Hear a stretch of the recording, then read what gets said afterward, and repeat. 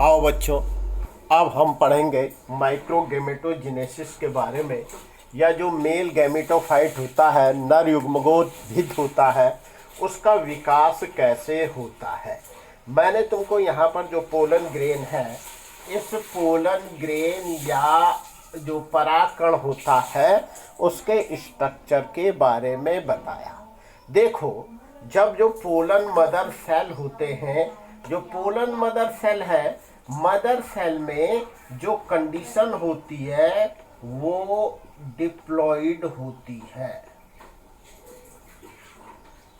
Diploid यानी कि जो ये नंबर ऑफ क्रोमोसोम्स होते हैं वो 2n होते हैं। लेकिन जब ये जो पोलन ग्रेन इससे जो बन रहे हैं, इसका जो न्यूक्लियस होता है, इसमें नंबर ऑफ क्रोमोसोम क्या रह जाएंगे, n रह जाएंगे। यानी कि ये कंडीशन क्या होगी, हैप्लॉइड कंडीशन होगी। बाकी इसकी संरचना के बारे में मैं तुम लोगों को पहले के वीडियो में बता चुका हूं। अब देखो होता क्या है, इससे जो विकास है मेल गैमेटोफाइट का, वो कैसे विकास होता है। सपोज करो ये हमारे जो पोलन ग्रेन है, इस पोलन ग्रेन के भीतर जो ये न्यूक्लियस है, इस न्यूक्लियस में समसूत्री विभाजन या माइटोसिस हो जाता है। और माइटोसिस होने के बाद यहाँ पर दो जो हैं वो न्यूक्लियस बन जाते हैं।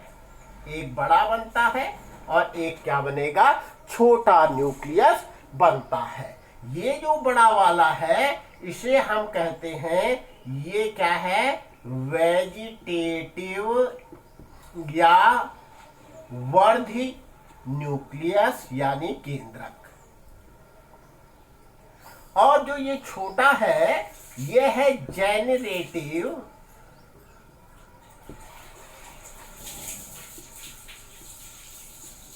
न्यूक्लियस,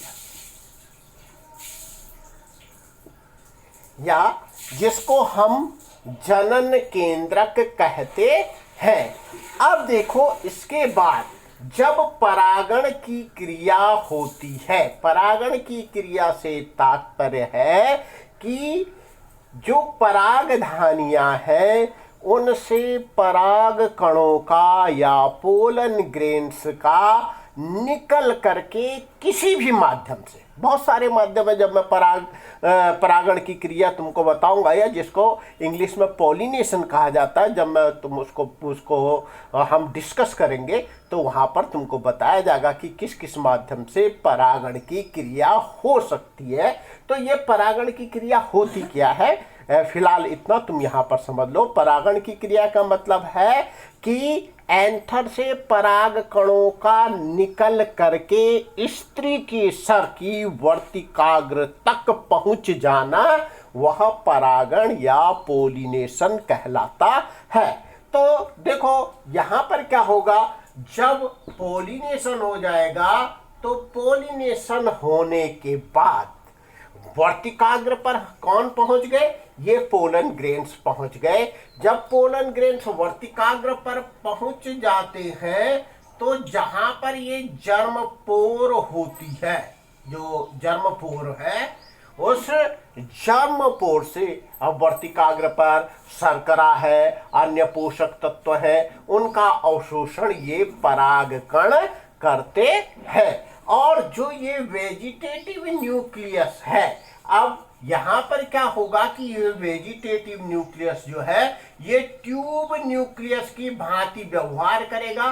और ये दूसरा जो है ये हमारा क्या है, जेनरेटिव न्यूक्लियस। अब यहां पर ये जो मैंने तुमको इसके बाहर बताई थी कि ये क्या है, एग्जाइन है, और ये जो क्या है यहां पर जर्म पोर या जनन छिद्र है। अब क्या होगा कि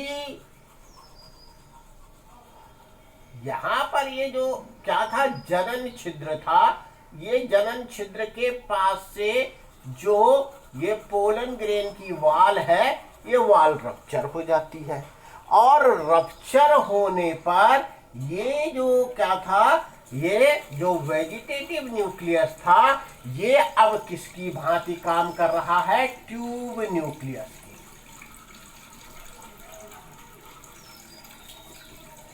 और यहां पर ये क्या है?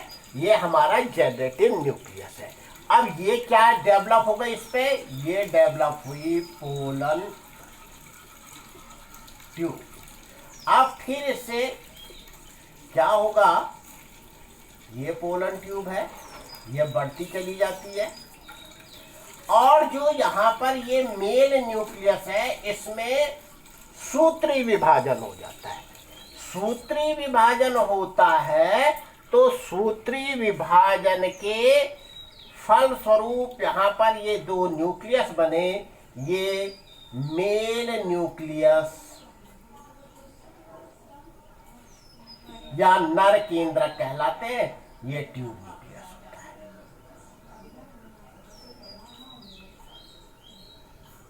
तो इस प्रकार से तुमने देखा होगा, देख रहे हो तुम यहाँ चित्र में कि क्या हो गया है। जो हमारे जनरेटिव न्यूक्लियस था या जनन केंद्रक था वह सम विभाजन इसमें होगा या समसूत्री विभाजन होगा और समसूत्री विभाजन के द्वारा दो मेल न्यूक्लियस बन जाएंगे। और ये दो मेल न्यूक्लियस या जो ये नर केंद्रक होते हैं, ये नर केंद्रक जब एम्ब्रियो सैक में पहुंच जाते हैं, ये ट्यूब न्यूक्लियस जाती है माइक्रोपाइल से होकर के और कहाँ भीतर चली जाती है? एम्ब्रियो सैक तक। तो एम्ब्रियो सैक में वहाँ पर पोलर न्यूक्लियाई होते हैं, एग न्यूक्लियस होते हैं। तो एक जो मेल केंद्रक होता है या नर केंद्रक होता है वो पोलर न्यूक्लियाई के साथ फ्यूज होता है और दूसरा जो नर केंद्रक है वो एग न्यूक्लियस के साथ फ्यूज हो जाता है। तो इस प्रकार से दो जगह इनका फ्यूजन हो रहा है, तो इसको डबल फर्टिलाइजेशन कहते हैं। ये क्या होता है? ये सारा का सारा मैं तुम लोगों को जो अगला वीडियो प्रेषित करूंगा उसमें बताऊंगा।